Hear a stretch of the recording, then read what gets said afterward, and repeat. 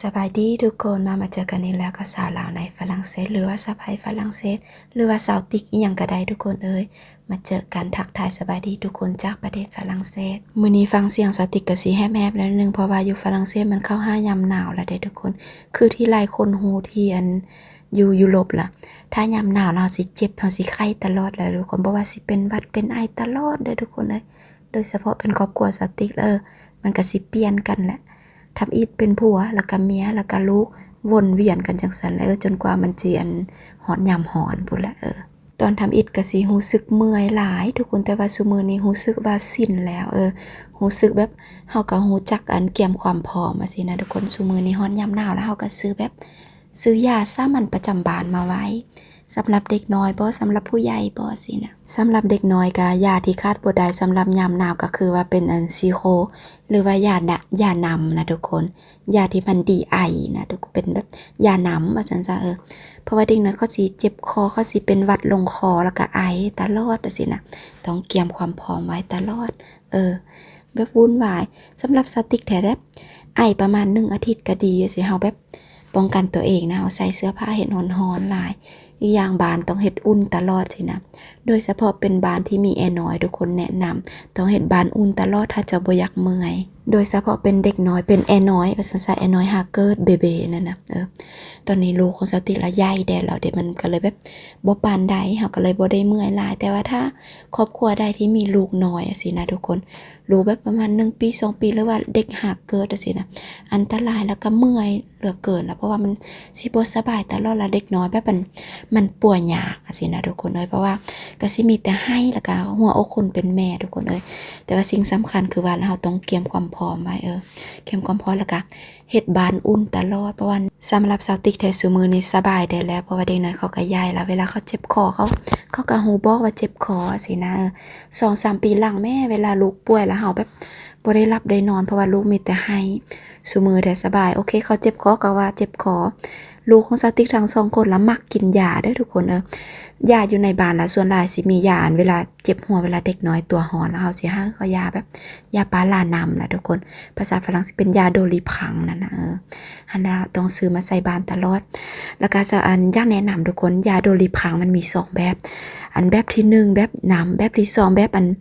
ยัดใส่ในตูดล่ะสำหรับสาวติล่ะแบบที่ยัดใส่ในตูดล่ะเห็นผลไวกว่าทุกคนเพราะว่ามันเอาง่ายว่าซั่นซะสำหรับเด็กน้อยอันนี้สำหรับเด็กน้อยอายุ2ปีลงไปเว้ามาแล้วก็ตลกตอนที่เอาลูกไปเข้าโรงเรียนใหม่ๆทุกคนสติบ่อยากให้ลูกไปโรงเรียนเพราะว่าไปแต่ละเทื่อก็กลับมาก็ไข้ตลอดจังซี่นะทุกคนเพราะว่ามันไปติดกับเด็กอื่นมาเพราะว่าเด็กน้อยทุกคนเด็กน้อยฝรั่งสติบ่ได้ตั้งติบางทีก็สิบ่ 100% เนาะแต่ว่าส่วนหลายที่สติเห็นนะทุกคนแบบยามหนาวแล้วแบบขี้มูกจังซี่ก็สิติดดั่งตลอดนะแล้วสติแล้วบ่ฮู้คือกันก็คือว่าละการเทคแคร์การดูแลลูกมันบ่คือกันเนาะแต่สติแล้วแบบลูกกับสติแล้วเฮาต้องเฮ็ดสะอาดได้หน่อยนึงจังซี่นะแต่ว่าสำหรับสติที่สติเห็นที่สติเปรียบเทียบสิสติเห็นลูกเด็กน้อยอื่นอยู่โรงเรียนของลูกสิมันแบบยามหนาวแล้วมันสิมีแบบบ่สร้างสิเว้าแล้วทุกคนมันก็อายุอะยะลูกของสติก็มีก็มันก็บ่เฮาก็บ่ได้สะอาดโอเวอร์สินะบางทีก็มีแต่ก็มันก็บ่ถึงขนาดเด็กคนอื่นน่ะสินะเพราะว่าสติคิดว่าทุกอย่างมันขึ้นอยู่กับพ่อแม่เฮาที่เทคแคร์ลูกของเฮาจังใดเนาะแม่ย่าสติกล่ะทุกๆเทื่อที่ไปหาล่ะเราสิแบบหยังเราสิตบมือสติกตลอดล่ะทุกคนเราสิย้องสติกตลอดว่าสติกเลี้ยงลูกแล้วสุดยอดเลยเพราะว่าเว้าง่ายๆทุกคนหลานของสติกทั้ง2คนน่ะลูกของลูกสาวของผัวสติกล่ะทุกคนทุกๆเทื่อที่สติกเจอหน้าแล้วมันต้องมีแบบต้องเป็นหวัดตลอดสินะทุกๆเทื่อก็เอามันก็เฮาก็หลีกเลี่ยงบ่ได้ถ้าว่าเด็กน้อยมาเจอกันแล้วมันต้องติดกันสินะทุกคนและอีกอย่างนึงล่ะสติบ่ฮู้ว่าฝรั่งเขาจะเทคแคร์ลูกจังได๋ล่ะแบบเห่าสินะทุกคนอันนี้เป็นปัญหาหลักๆเลยทุกคนพ่อแม่ที่เอาลูกไปโรงเรียนมีเห่าอยู่ในหัวล่ะตลอดทุกคนซุมื้อคือกันนะลูกของสติกเมื่อก่อนล่ะปีกายล่ะสติกสิสระผมให้ลูกเกือบทุกมื้อได้ทุกคนแต่ซุมื้อสติกฮู้แล้วฮู้จักประหยัดละสติกสิใส่ยานสระผมให้ลูกบางทีเฮาสิสระแบบ2มื้อเทื่อนึงจังซี่นะทุกคนเนาะแล้วว่า2มื้อเทื่อนึงแล้วปีกายสติกสิเฮ็ดแบบน้ำยาเฮาสิไปซื้อน้ำยาฆ่าเห่าโดยเฉพาะล่ะสติกสิสระทุกมื้อมันนี่มันละบ่ร้อนน้ำยามันก็แพงทุกคนแล้วว่าซุมื้อสติกโอเค อาทิตย์นึงสติกสิสระผมให้ลูกประมาณ3เทื่อ2เทื่อสระธรรมดาแล้วก็เทื่อที่3ก็คือวันเสาร์สติกสิอันใส่น้ำยาฆ่าเห่าเพราะว่าสมมุติโอเควันจันทร์กลับมาจากโรงเรียนมีเห่าอยู่ในหัวถ้าสติกใส่น้ำยาวันอังคารไปโรงเรียนก็ติดอีกแล้วสินะสติกก็เลยเอาต้องประหยัดได้หน่อยนึงแบบมันไปมันก็ตลอดนะแบบมันก็ติดกันหมดเหือนเลยสินะมันก็เลยวุ่นวายผ้าปูสิก็ต้องเลยอันนั้นตลอดอาทิตย์นึงสินะก็เลยแบบสมมือมันก็เลยติดเป็นนิสัยอาทิตย์นึงต้องได้ซักผ้าปูต้องได้เปลี่ยนผ้าผ้าปูผ้าห่มสินะต้องได้ซักเพราะว่ามันติดเห่าเด็กน้อยไปโรงเรียนแล้วมันติดกับเด็กคนอื่นมาสินะแล้วก็เว้าเรื่องเห่าแล้วก็บ่แล้วก็คืออันตอนนั้นล่ะสติก2-3 เดือนมาก่อนบางทีสติกไปลิ้นบ้านแม่ย่าแล้วมื้อนั้นบังเอิญว่าอันลูกสาวเควินแล้วเอาลูกมาให้แม่ย่าเลี้ยงทุกคนเอาลูกมาให้แม่ย่าเลี้ยงเป็นลูกอันเด็กน้อยน้อยอายุ2 ปีแล้วทุกคนลูกชายหลานสติกนี่แหละจังซะเลี้ยงแล้วบัดนี้สติกก็ไปเลี้ยงซอยมื้อนั้นหั่นแบบเควินมีแผนสิไปช่วยอันพ่อปู่เฮ็ดอีหยังก็บ่ฮู้กันแต่สติกก็ลิ้นกับแม่ย่าลิ้นกับหลานแล้ววันนี้สติกละเห็นเห่าอยู่ในหัวหลานล่ะมันละไต่สติกละจับแล้ววันนี้สติกก็จับเพราะว่าสติกละมักแล้วทุกคนสติกเป็นคนที่มักที่ใจเห่าอยู่ในหัวนะสติกจับ1โต๊ะมาใส่อยู่ในอันโต๊ะแม่ย่าละตกใจเป็นหยังเจ้าเห็นสติกว่ายังบ่เห็นแล้วสติกละถามแม่ย่าค่อยใจหัวได้บ่ค่อยยักค่อยมักใจหัวค่อยบ่มักเห็นอันแบบนี้ล่ะแม่ย่าละค่อยบ่เห็นนะสิเพราะสติกจับทุกคนเสื้อบ่ฮอด10ปลายโตแม่ย่าละบ่เห็นก็คือว่าละคนแก่นะแม่ย่าละแบบตาบ่ดีบ่เห็นสติกจับออกทุกคนมันก็รู้สึกแบบมันก็รู้สึกกระดึ่มเลยนะทุกคนมันมีเห่าอยู่ในหัวหลายเพราะว่าสติกมันติดนิสัยละตั้งแต่ลูกอันไปโรงเรียนแล้วสติกแบบลูกกลับมาสติกสิเบิ่งให้ตลอดสิละเบิ่งให้หัวตลอดถ้ามีไข้ปุ๊บสติกสิเอาออกสติกสินั่งใจตลอดบังคับเลยล่ะทั้ง2คนส่วนหลายสิเป็นลูกสาวเพราะว่าผมยาวได้ทุกคนละอีกอย่างลูกสาวของสติกละปีกายละทุกคนแบบยังได้นอนสายอยู่นั่นนี่ได้นอนสายอยู่โรงเรียนนะทุกคนแบบ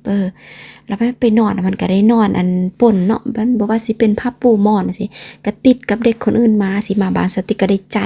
เป็นกิจวัตรประจำวันเลยนะปีกาย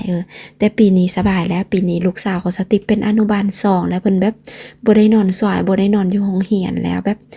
เขาจะมีกิจกรรมหาสินะทุกคนเขาจะกันแยกอนุบาล1ไปนอนอนุบาล2มาเฮ็ดกิจกรรมมาสินะปีนี้ลูกสาวของสติบ่ได้นอนสายแล้วก็เลยแบบบ่ได้ใจเห่าแล้วแต่ก็ยังเห็นไข่อยู่แต่ว่ายังเป็นไข่แบบเป็นไข่ที่ตายสินะลูกชายแท้บ่มีแล้วเพราะว่าแบบป.1สิแห่งหายแบบเขาบ่ได้นอนเขาส่วนหลายก็บ่ได้ติดกันหลายสินะก็เลยซุมื้อนี้ก็แค้นได้เรื่องเห่าแต่สติกก็หมดแล้วเด้หั่นน้ำยาฆ่าเห่าสติกต้องไปซื้ออีกแหละเพราะว่าต้องมีอยู่ในบ้านไว้สินะเพราะว่าถ้าสันละแบบขนาดตัวสาวติกเองตัวผัวของสติกทุกคนก็ต้องได้สระแหละทุกคนต้องใส่น้ำยาเพราะว่าถ้าสันละมันติดกันมันนอนบ่ได้แล้วมันนอนบ่ได้ปีทำอิดล่ะตลกขนาดตลกอีลึกอีโหลแล้วเรื่องเห่านี่พอแล้วมันก็ขยะขยงแต่สมือสติกแล้วแบบมันสิ้นแล้วคือเวลามันบ่ได้รู้สึกขยะขยงถ้าเห็นก็จับออกเอายาน้ำยาล้างสินะแบบอัน 2-3 อาทิตย์ก่อนคือกันนั้น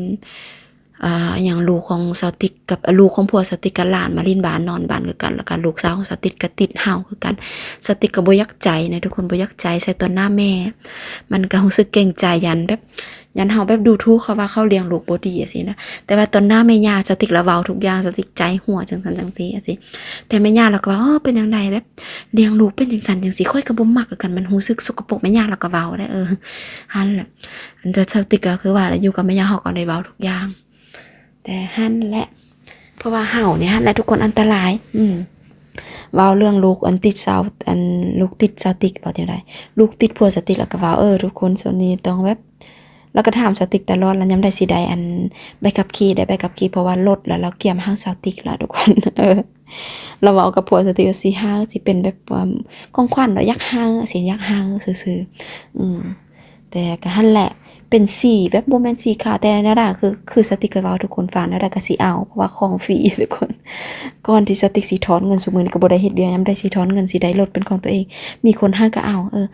รถคันนี้มันเป็นรถใหม่เนี่ยทุกคนรถใหม่แบบใหม่บ่ใหม่ก็บ่ฮู้แต่เป็นรถที่บ่ได้ขี่ว่าซั่นซะ